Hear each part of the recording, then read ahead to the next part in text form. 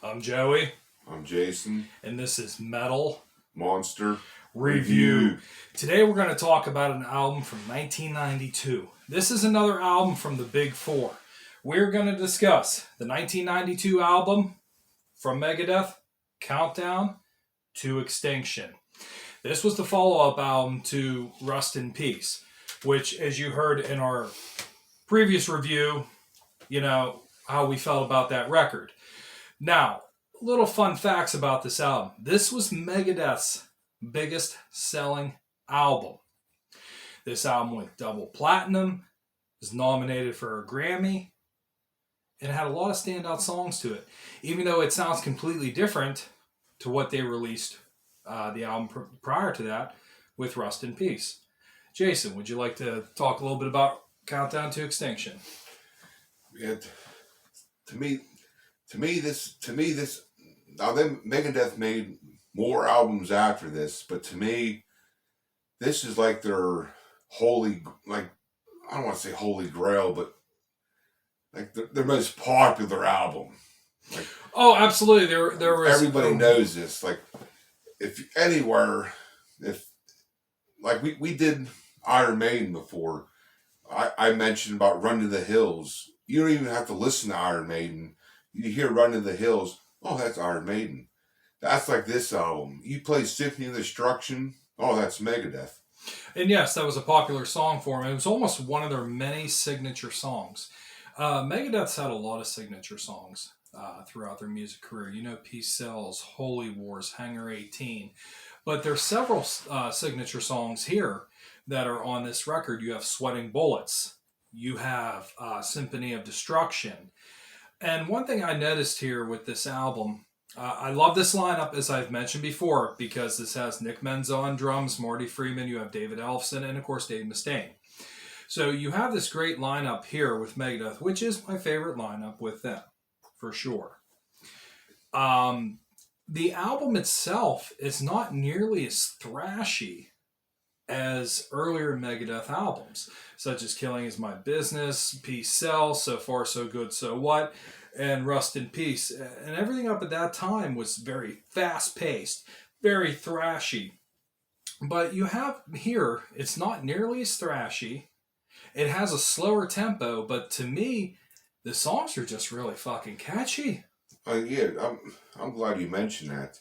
How catchy all their tunes are in here, and yes, this album's like it's slowed down a bit. It's not as fast and thrashy, but there's so many. It's like every song's almost so catchy on it. And it really is, and that just shows you kind of like that Megadeth can be pretty diverse because it's still a killer record. And some people might say, well, this began their little poppy phase, but listen, this is a good album from start to finish, and there's some songs on here that, just really stand out with me. Obviously, everybody knows Symphony of Destruction, and if you've seen Megadeth live, that's usually a part of their set. Sweating Bullets has the tendency to be a part of their set, too. But there's other songs out here on this record that stand out to me. Ashes in Your Mouth is one, and that was the closing song off this album. I thought that was a great tune itself. Countdown to Extinction is another killer song, and I love that bass line from David Ellefson there. That's a really cool tune as well. This Was My Life. Architecture of Aggression is probably one of my favorite Megadeth tunes, and that's off this record. What songs stand out with you? To me, my favorite song off this album is Psychiatrism. And that's a cool song, too. And that would be an interesting one to hear live.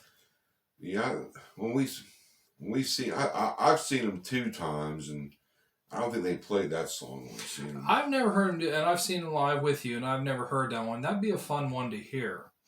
But when this album came out, it went double platinum, and that's pretty big for metal. You know what I mean? So, and it was nominated for a Grammy, and that's pretty interesting as well.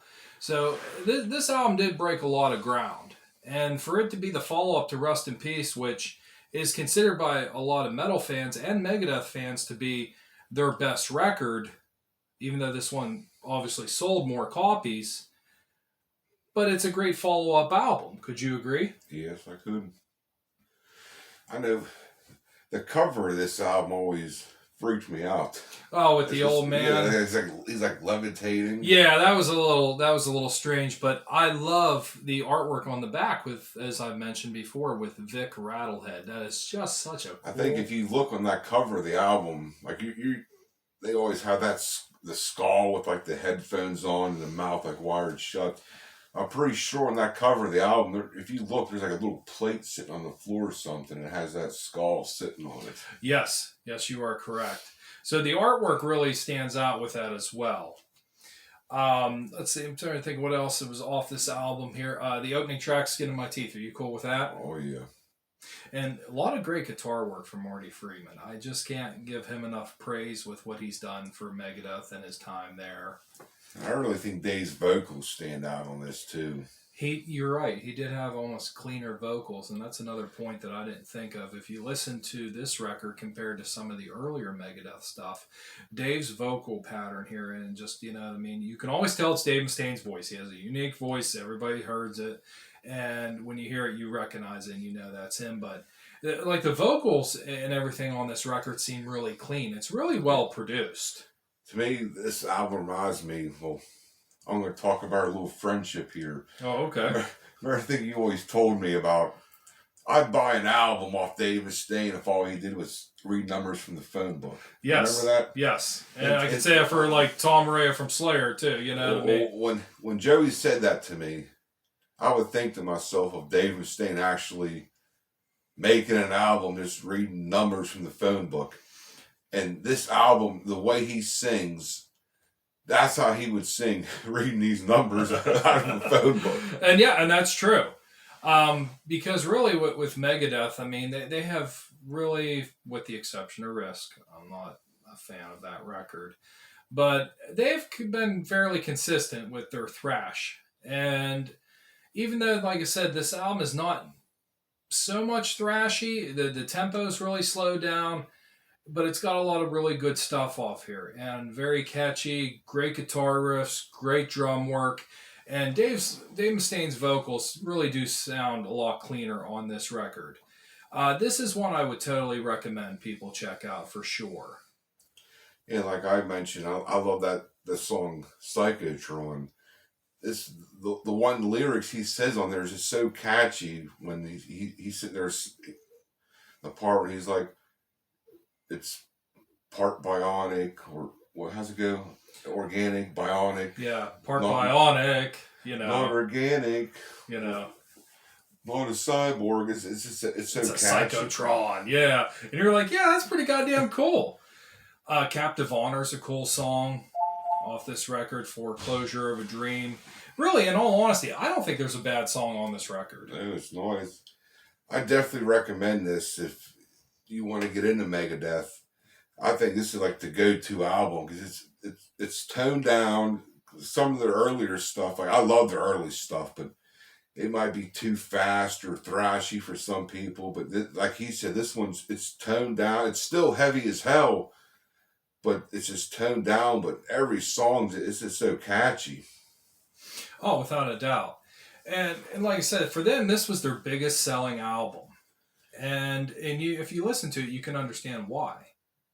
You know, I mean, Symphony of Destruction was a huge hit for them. And that's one of the Megadeth signature songs. Anytime you see them, you're guaranteed to hear that. And the fans love it. They react to it. They know the words to it. They sing along with it. It's just a killer tune. And this is a pretty cool record. I was telling him earlier how Metallica is so big. And when you think Metallica, you think the Black Album, Enter Sandman, Sabbath True. And to me, this is Megadeth's Black Album. And they were both released around the same time. It's the one everybody knows. And I believe they were both nominated for, at that same time, for Grammys. And I don't know, I want to say Metallica ended up beating out Megadeth when this album came out. I mean, this album was huge, but the Black Album obviously now hitting its 30th anniversary, and they're still talking about it. And it'd be kind of neat to see if you know, they would actually do a 30th anniversary of Countdown to Extinction next year. I think that would be pretty interesting to hear, because we did have the 20th anniversary of Rust in Peace, and that went out on tour. Currently, right now, Judas Priest is hitting their 50th anniversary. They're out hitting the road. I think it'd be pretty cool if Megadeth would actually do 30th anniversary of Countdown to Extinction and do that album from start to finish on a tour. I think that'd be pretty cool to hear. I think Megadeth actually won some kind of award for their song "Countdown to Extinction." You may be right, because I know animal rights people. You may be right, because they were definitely nominated for a Grammy on this one. And like I said, this album went double platinum, so that was 2 million record sales. And they've sold over 38 million records in the span of their career. So it was pretty cool talking about this one. This one I'd highly recommend checking it out. Yes, I would too. Especially if you're just getting into Megadeth. Yeah, this would be an interesting one to start with here for sure. I mean, you can't go wrong, without a doubt. The 80s stuff, very heavy and very thrashy, which I think we'll get into in some point in time during these reviews. But this one is a good one here, and hey, by all means, check it out. I'm Joey. I'm Jason. And this is Metal Monster Review. Review.